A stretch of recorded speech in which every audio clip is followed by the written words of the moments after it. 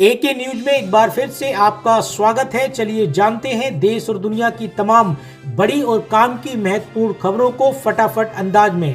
पहली खबर में देखिए दोस्तों, अब 19 राज्यों में भाजपा या एनडीए गठबंधन की सरकार। मोदी के तीसरे टर्म में 8 राज्यों में हुए चुनाव, एनडीए 6 में जीती। दिल्ली में 26 साल बाद बीजेपी की वापसी। दोस्तों अगली खबर में, दिल्ली सीएम की रेस में सबसे आगे प्रवेश वर्मा, मोदी का इशारा पूर्वांचल की ओर।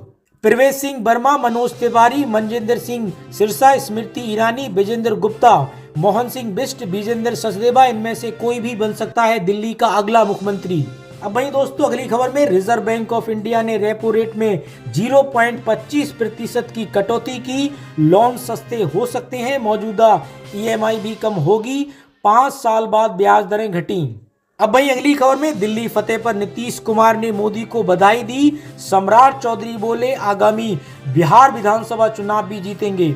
सम्राट चौधरी ने जारी किए गए अपने बयान में कहा है कि प्रधानमंत्री मोदी और मुख्यमंत्री नीतीश कुमार के विकास के काम पर इस बार एनडीए को बिहार में 200 से अधिक सीटें मिलेंगी। उन्होंने मोदी की गारंटी पर भरोसा करने और झूठे वादों वाली आपदा सरकार को सत्ता से बाहर करने के लिए दिल्ली की जनता के प्रति आभार प्रकट किया है। मिल्कीपुर में भारतीय जनता पार्टी ने समाजवादी पार्टी से लिया बदला, 60,000 से अधिक वोटों से हराया, लहराया भगवा का परचम।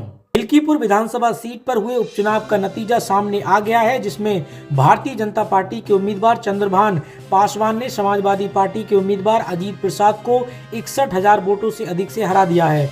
चंद्रभान पासवान ने पहले ही राउंड से बढ़त बना रखी थी और आखिर तक बढ़त बनाए रखी। मिल्कीपुर में जीत से भारतीय जनता पार्टी का पूरा खेमा गदगद है। सीएम योगी ने मिल्कीपुर की जनता को धन्यवाद दिया। अब वहीं दोस्तों अगली खबर में, केंद्रीय कैबिनेट ने लगाई नए आयकर बिल पर मोहर। स्किल इंडिया प्रोग्राम के लिए 8,000 करोड़ रुपए की मंजूरी। केंद्रीय कैबिनेट ने स्किल इंडिया प्रोग्राम के लिए 8,800 करोड़ रुपए की मंजूरी दी है। इस बात की जानकारी केंद्रीय मंत्री अश्विनी वैष्णव ने कैबिनेट की ब्रीफिंग के दौरान दी। इसके साथ ही उन्होंने सरकार की नीतियों, बुनियादी ढांचा परियोजनाओं, दूरसंचार, रेलवे और प्रमुख राष्ट्रीय विकास पर अपडेट दिया। वहीं सूत्रों की अगर माने तो कैबिनेट ने आयकर बिल को भी मंजूरी दे दी है। अब वहीं दोस्तों आगे यूपी में बनेगा 700 किलोमीटर का नया एक्सप्रेस वे, 22 जिलों और 37 तहसीलों से होकर गुजरेगा। यूपी सरकार ने राज्य के विकास के लिए नए रास्ते पर चलना शुरू कर दिया है। इस समय यूपी में सबसे ज्यादा एक्सप्रेस वे मौजूद हैं और अब एक और नया एक्सप्रेस बनने की तैयारी चल रही है। ये नया express way Gorakhpur Shamli express way होगा। ये नया एक्सप्रेस वे 700 किलोमीटर का होगा। वहीं साथ ही आपको बताते चलें, इस नए एक्सप्रेस वे के निर्माण से कई राज्यों की दूरी कम हो सकेगी और ये एक्सप्रेस वे 22 जिलों और 37 तहसीलों से होकर गुजरेगा। अब वहीं दोस्तों इसी के साथ अगली खबर में, 11 फरवरी से सभी बैंक खातों में बदलाव। एसबीआई, पीएनबी और केनरा बैंक पर लागू होंगे ये 4 नए नियम। भारत में बैंकिंग सेक्टर में समय समय पर नए नियम और बदलाव आते रहते हैं, जिससे ग्राहकों को अपनी सेवाओं में सुधार का अनुभव हो। 11 फरवरी 2025 से भारतीय स्टेट बैंक और पंजाब नेशनल बैंक और केनरा बैंक जैसे बड़े बैंकों के खातेधारकों पर 4 नए नियम लागू होने जा रहे हैं। इन बदलावों का उद्देश्य ग्राहकों को बेहतर सेवाएं प्रदान करना है और डिजिटल बैंकिंग को बढ़ावा देना है। अगर आप भी इन बैंकों के ग्राहक हैं तो इन नियमों को जानना आपके लिए बेहद जरूरी है, ताकि आप किसी असुविधा से बच सकें। अब वहीं दोस्तों अगली खबर में, एमपी के किसानों को मिलेंगे 6,000 रुपये। 81 लाख किसानों के खाते में 10 फरवरी को ट्रांसफर होगी राशि। मध्य प्रदेश में मुख्यमंत्री किसान कल्याण योजना की 11वीं किस्त की राशि 10 फरवरी को किसानों के बैंक खाते में जारी होगी। योजना के तहत 81 लाख से अधिक किसानों को लाभ मिल रहा है। आपको बता दें, इस योजना में किसानों को 3 समान किस्तों में 6,000 रुपये की राशि सालाना दी जाती है। साल 2024-25 में इस योजना के लिए 4,900 करोड़ रुपए का प्रावधान किया गया है। आपको बता दें कि 24 फरवरी को पीएम किसान सम्मान निधि योजना का फायदा भी किसानों को मिलने वाला है। जानकारी के अनुसार मुख्यमंत्री किसान कल्याण योजना का लाभ उन्हीं किसानों को मिलेगा जिन्होंने प्रधानमंत्री सम्मान निधि का फायदा मिल रहा है। खबरों के मुताबिक ये राशि सिर्फ उन्हीं किसानों को मिलेगी जिनकी फार्मर आईडी बन चुकी है। वहीं दोस्तों अगली खबर में, मैया सम्मान योजना का लाभ लेने वाले 876 लोगों की बड़ी टेंशन। सरकार ने लिया बड़ा फैसला। झारखंड के हजारीबाग जिले के इचाक प्रखंड में मुख्यमंत्री मैया सम्मान योजना का फर्जी तरीके से लाभ लेने वाले 876 लाभार्थियों की पहचान की गई है। इन फर्जी लाभुकों से राशि वसूली की प्रक्रिया भी शुरू कर दी है। जांच में पाया गया कि दरिया पंचायत में सबसे अधिक 249, बरका कला पंचायत में सबसे कम 16, अन्य पंचायतों में ये संख्या 2 या 3 अंकों में पाई गई। अब वहीं दोस्तों अगली खबर में, बुलडोजर ने झाड़ू को रौंदा, दिल्ली में बाबा का चला जादू, स्ट्राइक रेट देख विरोधियों में खलबली। उत्तर प्रदेश के मुख्यमंत्री योगी आदित्यनाथ ने एक बार फिर अपने फायर ब्रांड नेता होने का दमखम दिखा दिया है। सीएम योगी आदित्यनाथ ने कुल 14 विधानसभा सीटों पर प्रचार किया, जिसमें से 11 सीटों पर जीत मिली है। अब वहीं दोस्तों अगली खबर में, ईवीएम के खिलाफ शरद पवार गुट के विधायक ने खोला मोर्चा, सुप्रीम कोर्ट में करेंगे याचिका। देश में विपक्षी पार्टियां लगातार ईवीएम के खिलाफ आवाज उठाती रही हैं।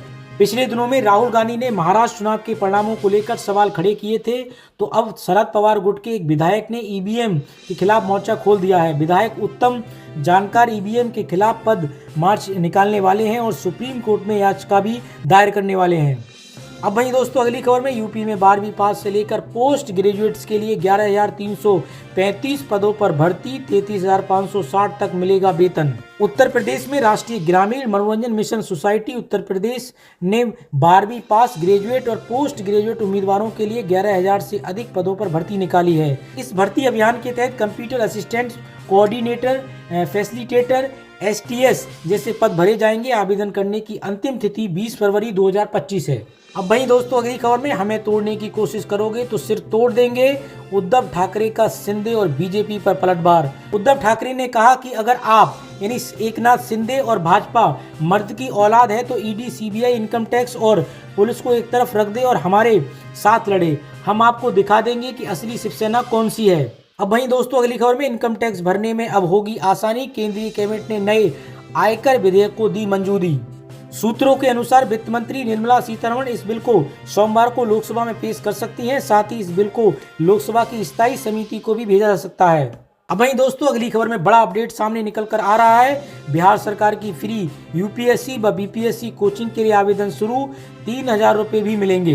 बिहार में पिछड़े वर्ग और अति पिछड़ा वर्ग कल्याण विभाग ने जननायक पुस्तकालय एवं राज्य डिजिटल अध्ययन केंद्र पटना में संघ लोक सेवा आयोग UPSC और बिहार लोक सेवा आयोग BPSC से संबंधित परीक्षा की तैयारी के लिए फ्री कोचिंग के आवेदन शुरू कर दिए हैं। प्रवेश परीक्षा जांच के बाद कोचिंग ट्रेनिंग देने के लिए निःशुल्क व्यवस्था की है। विभाग ने जांच परीक्षा की संभावित तिथि 16 फरवरी तक तय की है। छात्र छात्राओं के एक बैच की ट्रेनिंग की अवधि 12 माह है, जिसमें उपलब्ध सीटों में से 40% पिछड़े वर्गों के लिए तथा 60% अत्यंत पिछड़े वर्गों के लिए अनुमान्य है।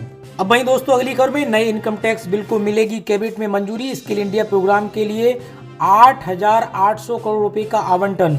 मंत्रिमंडल ने स्किल इंडिया कार्यक्रम को 2026 तक जारी रखने और इसके पुनर्गठन के लिए 8,800 करोड़ रुपए को परिव्यय करने की मंजूरी दी है।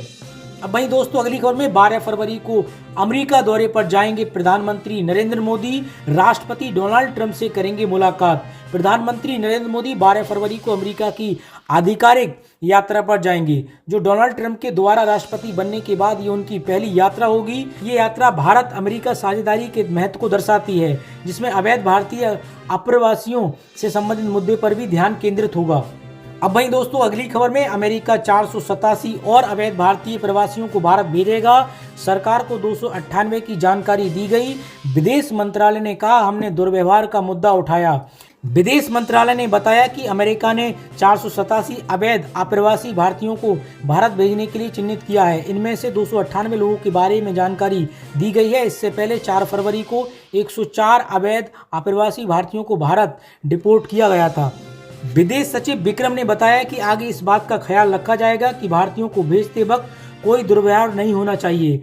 ऐसा कोई भी मामला हमारे सामने आया तो हम उसे अमेरिका के सामने उठाएंगे।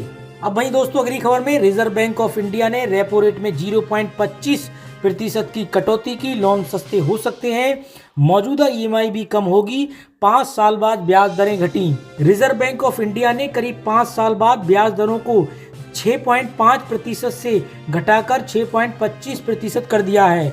अब आपके सभी लोन सस्ते हो सकते हैं और EMI भी घटेगी। RBI गवर्नर संजय मल्होत्रा ने सुबह 10 बजे मॉनेटरी पॉलिसी कमेटी में लिए फैसलों की जानकारी दी। अब वहीं दोस्तों अगली खबर में इस हफ्ते सोना 2613 महंगा होकर 84,699 के ऑल टाइम हाई पर, चांदी के दाम में 1858 रुपये का इजाफा, नए साल में 9000 तक बढ़े दाम। वहीं 5 साल बाद ब्याज दरें घटी, 0.25 की कटौती, मौजूदा EMI भी कम होगी, सोना 86 रुपये और चांदी 629 रुपये हुई महंगी। अब वहीं दोस्तों अगली खबर में सेना ने 7 पाकिस्तानी घुसपैठियों को मार गिराया, इनमें 3 पाकिस्तानी सैनिक, इंडियन पोस्ट पर बैट की टीम के हमले की साजिश नाकाम। भारतीय सेना ने 7 पाकिस्तानी घुसपैठियों को मार गिराया, इनमें से 3 पाकिस्तानी आर्मी के जवान भी शामिल हैं। मीडिया रिपोर्ट्स में सूत्रों के हवाले से बताया गया है कि घटना 4 फरवरी की रात पुंछ जिले में कृष्णा घाटी के पास हुई, जब LOC के पास घुसपैठ की कोशिश की गई।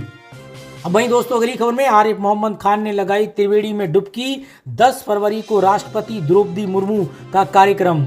दुनिया के सबसे बड़े धार्मिक आयोजन महाकुंभ का आज 28वां दिन है और अब तक संगम में करीब 40 करोड़ से अधिक श्रद्धालु स्नान कर चुके हैं। शुक्रवार में डुबकी लगाने वालों में बिहार के राज्यपाल आरिफ मोहम्मद खान भी शामिल हैं।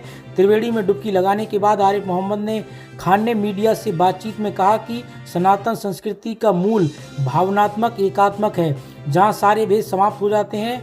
उन्होंने हमें हमेशा ये बात ध्यान रखनी चाहिए कि सनातन संस्कृति की मूल भावना एकात्मकता है और सारे भेद समाप्त हो जाते हैं।